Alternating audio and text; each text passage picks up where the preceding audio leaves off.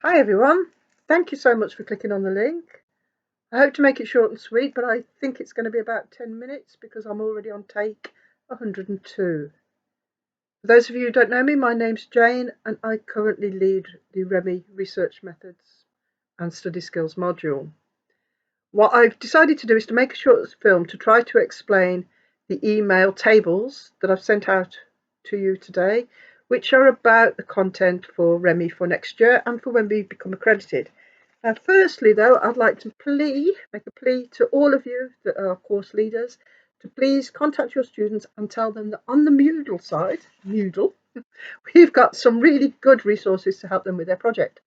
Firstly, we've developed a series of workbooks, lectures, etc., about writing the methodology chapter, but also, more importantly, about ethical approval. Take up of these has been a bit slow this week, last week, so we would really appreciate it if you could support us and help the students by just sending them a friendly reminder saying, click on Moodle, download this stuff. Lauren has done a fantastic job with the ethical approval sort of forms. Mariam has done a wonderful job with the lecturing material. They both have. So please, please get the students to click on it and use it. Thank you. Secondly, before we actually start talking about these forms, a plea to all of you, please send us some materials. Now, as we're teaching research methods, whether it's talk or study skills, we need examples of PMAs, of full projects, of methodology chapters from all sorts of areas. We've got a little bit from some of the management stroke logistics subjects. Thank you. We've also got some STEM stuff now. Thank you, Ant. But we still need, whether you've shared any material with us or not, please try to. I appreciate it's really hard, particularly if you've only got one or two students, but it really does help the students. We're getting requests from all of the students saying, well, can we see how this works? And can we see how that? And we can't actually give them any real life examples. Right, let's get on with what we're actually doing now. Now, firstly, you'll see this is page 1, and we've got page 2 and page 3. But this is just the plan, and it is very much a plan at the moment, which is in review, for how we're going to move Reme forward. So you'll notice firstly that we've changed the name to Study Professional and Analytical Skills, and we're going to call it SPAR.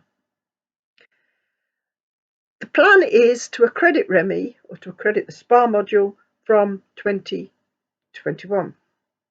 The reason for this is that we're going to become part of the larger programme. And so in looking at how we can fulfil the requirements of some of the professional bodies, we've added the professional skills stream. So page 1 is basically an outline of the pedagogic approach. I think it's pretty self-explanatory and doesn't need explaining, so I would ask that you please read it. Page 2, there's a little bit about whether you want your students to opt in or opt out. I know some of the more technical students and more technical courses want to do this kind of thing on their own and not opt in with the main one.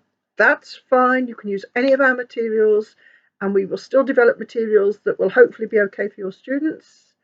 Talk to us about it. And then there's a little bit that this isn't the final section. This isn't the final be all and end all. It's still very much up for discussion. This is just a first sort of idea. Right, so if we then look at table 1, please, you'll see the key, study skills, professional skills, and analytical skills. You'll also know DA, that's basically all of the student drop-in and all the support that we do. And then on table 2, which is on page 3, you'll see the indicative content, which lines up with what we've got on table 1. So let me just begin by going over this. I'm just really going to look at the first few weeks, because I hope if I explain that, then you'll get the rest of it. Right, so if we look at table 1, we'll see that the term will start on the 5th of October, and we will have block A from study skills, which if you look across is academic writing exercise. This is the first thing we're going to be doing. I've listened to feedback from loads of colleagues, particularly Martin. Thank you so much. And we agree, and I certainly agree, that it's really essential we get the students writing early on and get them some feedback. So we're going to plan to give a 1,000-word essay, that's including references, which 4 of us or 5 of us will mark, at least 4 or 5, I should say. Any colleagues that wish to help would be much appreciated.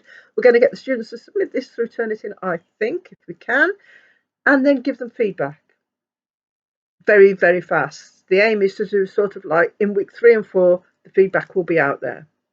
Now you'll see that I've scheduled A for weeks 4, 3 and 4 as well, but that's just to get the straddlers.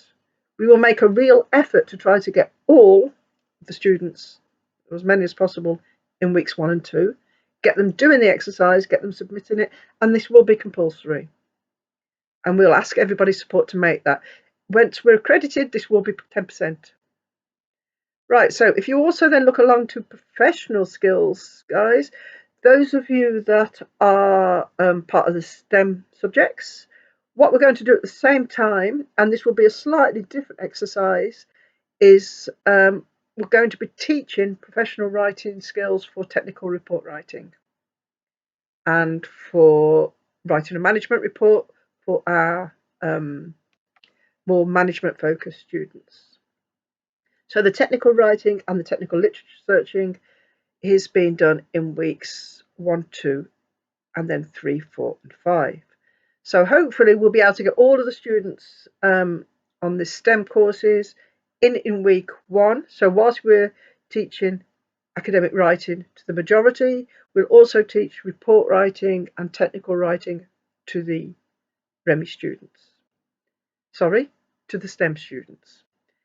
So that's why that's the way that it is. So 1 and 3 is 1 is searching the literature, 3 is actually looking through it. So 1 will be for all of the students, 3 is for the STEM students. Right, I hope that's clear. It's still a little bit going around in my head, but I'm mostly settled on it now. So then you'll see that starting on the 19th of October for 3 weeks. Now this is for all of the students, the management students, the logistics students, the STEM students. It's about the project system. For 3 weeks, we will focus on the project support. We'll do sessions on accessing the project selection system, how to sort of prepare yourself for an interview, how to apply to do a project, how to select a project. This year we did have a few students who came to us in December, January, February and say, I selected a project really early on that I don't want to do now. What do I do? Or I'm not sure what the methodology means. So we're going to try and avoid that and give them a little bit more insight and a little bit more support. We're also going to try to get them to think bigger and to make sure that they're picking a project that is linked to the industry they want to work in. So what type of project, what industry, and how to pick one to make it, this is their sort of key piece of work, even though they're thinking about it earlier on, which is only too well and right and good. But we want them to sort of start to think about it in terms of the whole course, how it all fits together and where they want to end out. So those are from the 19th of October and then for 3 weeks. And so you'll see number 2 for the professional skills. So, and then it just kind of works its way through them up to Christmas, when, if you see, we'll be doing moving forward D on study skills and 1 on analytical skills. You'll notice these are very similar. They're intended to be.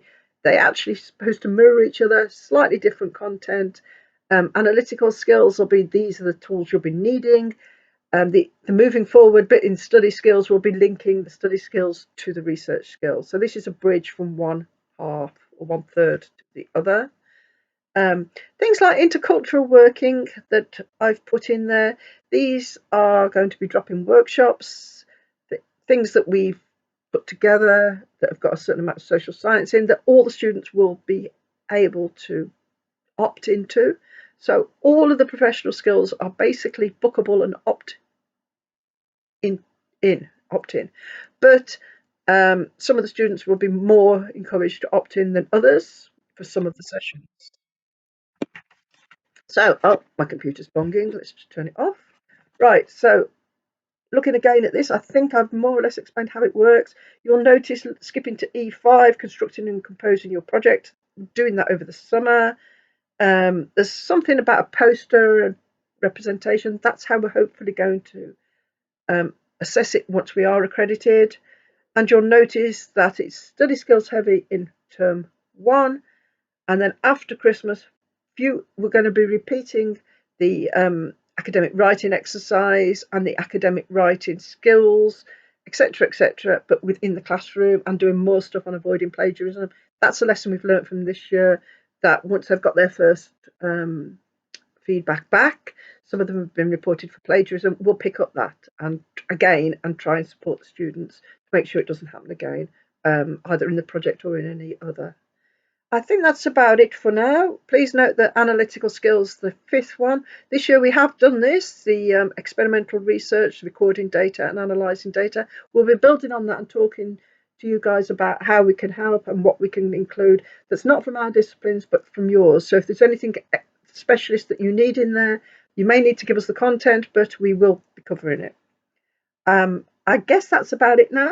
Thank you for listening. Please email me with any questions. Please don't forget to email the students and ask them to engage with the stuff we've put about methodology and ethics. And if you've any questions or any points or any feedbacks, send them to me. Thank you very much.